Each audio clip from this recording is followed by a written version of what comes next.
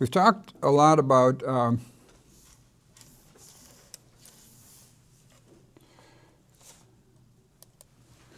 right, let's deal with some additional situations that kind of relate to spinal nerves and the spinal cord and things like that before we go further into some of these others.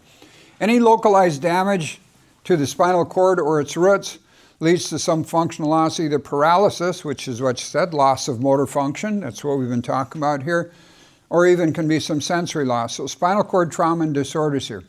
Transsectioning, that is to say cross-sectioning or the spinal cord should be here, of the spinal cord at any level results in total motor and sensory loss in the body regions that are inferior to that, distal to that side of the damage. So we make reference to something called paralysis. You were making comments about paralysis. And I said, well, that's easy to use that word. What do you mean?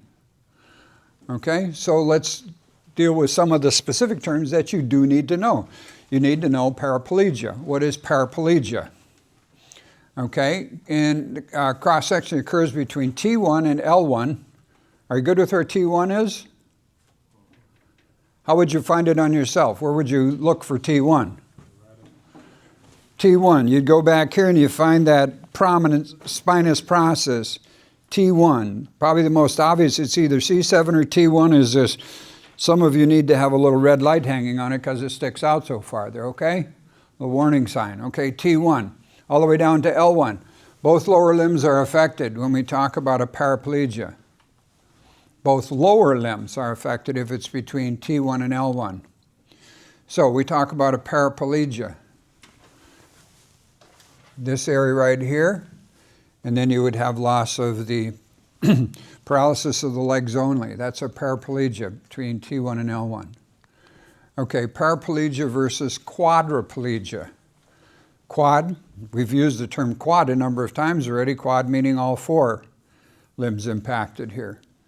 So paraplegia, image right here, versus quadriplegia.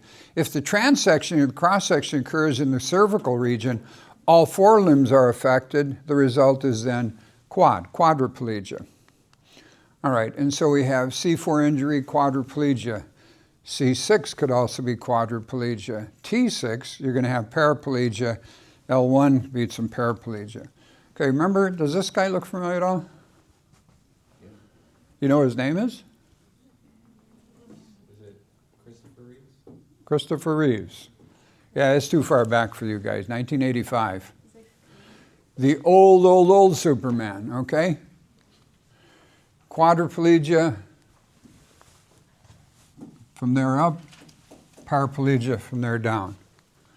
Okay, paralysis one side of the body usually reflects a brain injury rather than spinal cord injury. Hemiplegia.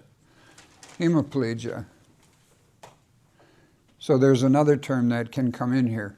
Hemiplegia, I don't know how that Superman picture got in there, right there just at that point, but okay, here we talk about, can usually reflects a brain injury rather than spinal cord when we talk about hemiplegic.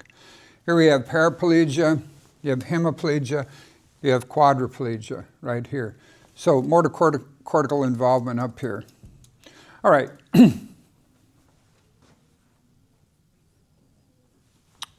Poliomyelitis, have you heard of that? If you look on your shot records, I bet all of you have Salk vaccine or Sabine vaccine or something like that for polio virus, a vaccine for that viral RNA virus here. Polio refers to gray matter, myelitis, the inflammation here. And so it's one of those viruses where we have dominantly polio impacted, it was considered to be dominantly involving the lower extremities, but it also had some muscle weakness in some individuals. It was affecting most of their entire body. We had, they were in iron lungs, as they were called at the time here. And this was photos from the 40s and 50s. It was not uncommon for there to be quite an impact in the United States from the polio. These are the iron lungs where people were laying in these things, and they were essentially, these were devices that were designed to help them breathe appropriately because of the impact on the lungs here. And polio is even affecting substantial parts, I shouldn't say substantial, there's still a number of countries that still have not experienced full eradication of it. Some parts of Africa, some parts of Europe as well. My legs don't work, my brain does. Okay, ALS or amyotrophic lateral sclerosis, Lou Gehrig's disease. Did we talk about this one at all? Lou Gehrig's? Okay, New York Yankee baseball player in the 1920s and 30s, chiefly remembered for his prowess as a hitter and the longevity of his consecutive games played record, and his tearful farewell from baseball at the age of 36 when he was stricken with a fatal disease, popularly called the Iron Horse. For his durability, Gehrig set several major league records. His record for most career Grand Slams, 20, still stands. How about that? Well, what's going on in that is the loss of the motor control, many of the fibers of the body here, and is impacting the ability to be able to swallow. The taste sensations are missing. There's a progressive degeneration within about 3 to 5 years of the motor control.